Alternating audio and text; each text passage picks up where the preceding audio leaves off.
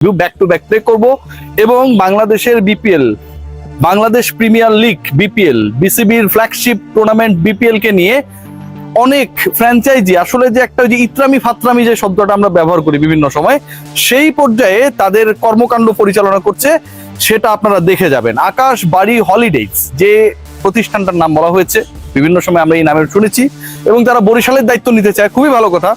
এবং বরিশালের দায়িত্ব নেয়ার আগেই তারা ঘোষণা করেছে, আমরা দেখেছি সেখানকার সহকারী ব্যবস্থাপক কিছু একটা, তিনি এসে ঘোষণা করলেন যে আমরা বরিশালের দায়িত্ব নিতে চাই এবং আমরা এটাকে বরিশাল এর আগে যেমন চ্যাম্পিয়ন টিম ছিল সেরকম করবো, তামিম ইকবালকে প্রয়োজনে খেলাবো।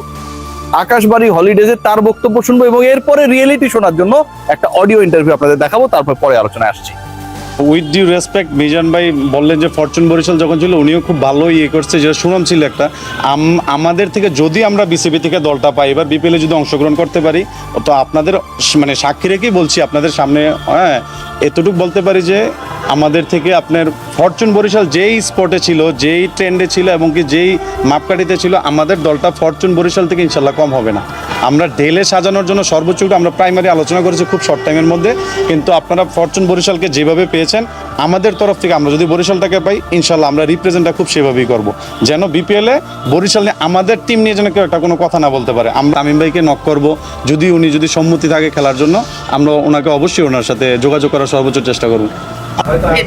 দল নেওয়ার ব্যাপারে এখন পর্যন্ত আমরা 50-50, এখন পর্যন্ত আমি আপনাকে বলতে পারছি না যে আমরা দলটা নিচ্ছি বা হ্যাঁ। যখন কনফার্ম হবেন তখন ওই যে 2 কোটির চেকটা দিবেন, এখনো আপনারা এই কারণে দেন নাই যেহেতু ইনডিসিশনে আছেন।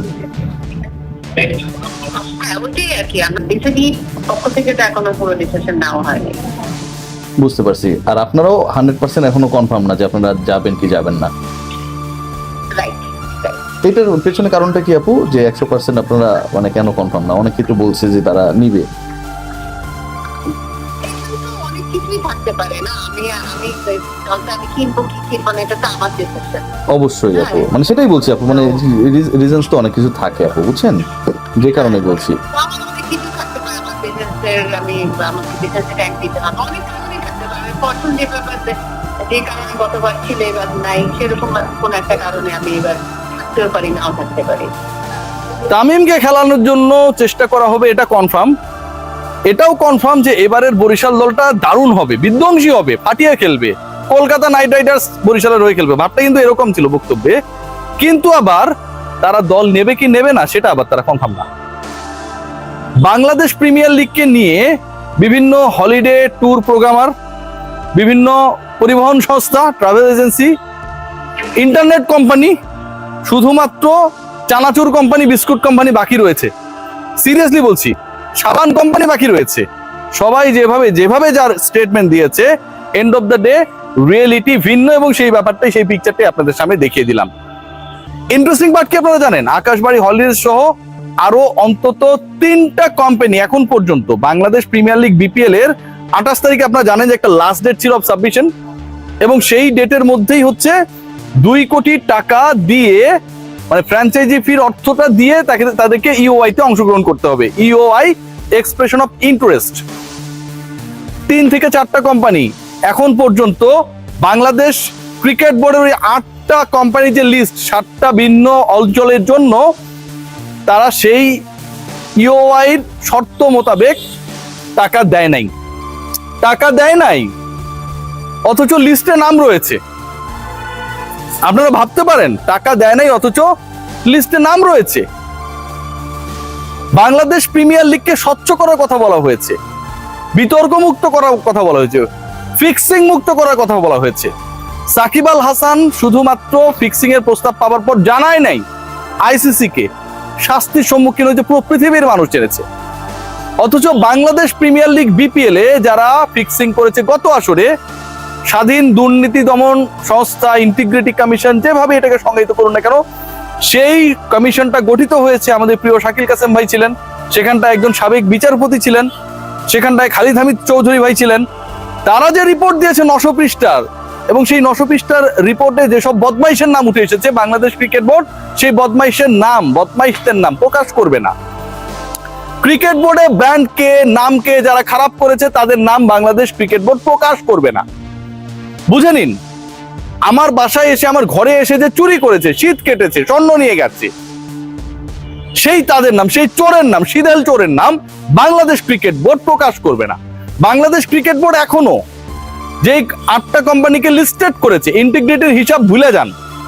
এই কোম্পানিগুলোর 50%কে নিয়ে, 50%কে নিয়ে, অর্ধেক কোম্পানিকে নিয়ে যথেষ্ট প্রশ্ন রয়েছে তাদের ইন্টিগ্রিটি, ক্যাপাসিটি, ট্রানজ্যাকশনস এবং ওই 2 কোটি টাকা ফ্র্যাঞ্চাইজি ফির টাকাটা তারা দিতে পারেনি সেই বিষয় নিয়ে। আকাশবাড়ি হলিডেজ যেই ভ্যালকিটা দেখাইলো, যে ভেলকিটা দেখিয়েছে, এরকম ভেলকি প্রত্যেকটা দলই দেখিয়েছে। এই ডকুমেন্টসটা আমি হয়তো পেয়ে গেছি, কারণ আমি রিয়াসাত আজম, আমি অনেক কিছু পাওয়া যাই। বাকিদের অবস্থা আপনি চিন্তা করেন। বাংলাদেশ ক্রিকেট বোর্ড এখনো ওপেন আপ হচ্ছে না এদের ব্যাপারে, এখনো ক্লিয়ারলি কোনো কিছু বলছে না। তবে হ্যাঁ, সেই ক্রিকেটারের খেলা বন্ধ, সেই ক্রিকেটার কিন্তু বিপিএল এ খেলতে পারবে না।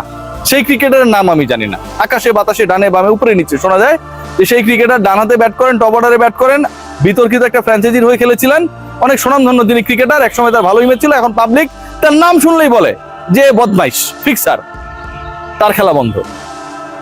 কি হতে যাচ্ছে বাংলাদেশের ক্রিকেটে বলা খুব ডিফিকাল্ট। বাট বিপিএল কে কেন্দ্র করে আপনারা সবাই জানেন, ইফতিকার রহমান মিঠু, সদস্য সচিব বিপিএল গভর্নিং কাউন্সিল, তিনি যে ঘোষণাটা দিয়েছিলেন, আপনারা সবাই কি জানেন সেই ব্যাপারটা? তিনি যে ঘোষণা দিয়েছিলেন, সেই ঘোষণা অনুযায়ী 2 তারিখের মধ্যে দলগুলো ফাইনাল হবে। এবং সবচেয়ে যদি দেরি হয়, মনে করেন তখন চট্টগ্রামে খেলা চলছিল, সেটা 3 তারিখ, আজকে 4 তারিখের বেলা যায় 4 তারিখ অলমোস্ট গন। এখন পর্যন্ত বিপিএল এর দল সম্পর্কে আমরা কোনো প্রপার আইডিয়া পাই নাই। 5টা নাকি 6টা দল খেলবে আমরা এখন পর্যন্ত জানি না। যেই দলগুলো আমি এমনও শুনেছি যে একটা ট্রাভেল এজেন্সি, তারা নাকি হচ্ছে চেক দিয়েছে, সেই চেকে ঝামেলা আছে। ভাবতে পারেন, ক্রিকেট বোর্ডকে যে সব চেক দেয়, সেই চেকে যদি ঝামেলা থাকে, ক্রিকেটারদেরকে যে চেক দিবে সেই চেকের অবস্থা কি হবে? সেই চেককে নিয়ে আমরা কোনোভাবে কি কনফিডেন্ট হতে পারবো? আর লাস্ট যে কথাটা বলতে চাই, সাব্বির রহমানের বিপিএল দল নিয়ে আপনারা সবাই অপেক্ষা করছেন যে কোন দলে সাব্বির খেলছে। Sabbir Rahman approached by 2 particular teams, যদিও তারা এখনো দল পাবে কি পাবে না সেটা নিশ্চিত না, বাট ঢাকার দল পেতে যারা আগ্রহী তারা সাব্বিরকে পেতে চায়, আবার রাজশাহীর দল পেতে যারা আগ্রহী তারাও সাব্বিরকে পেতে যায়। সিলেটকে নিয়ে অনেক ধরনের দুর্গন্ধ ছড়িয়েছে। ডেফিনেটলি ক্রিকেট উইথ সামি তিনি নতুন এখানটায় ঢুকতে চাচ্ছেন, কিন্তু আগের যারা ছিল তাদেরকে নিয়ে যথেষ্ট প্রশ্ন রয়েছে।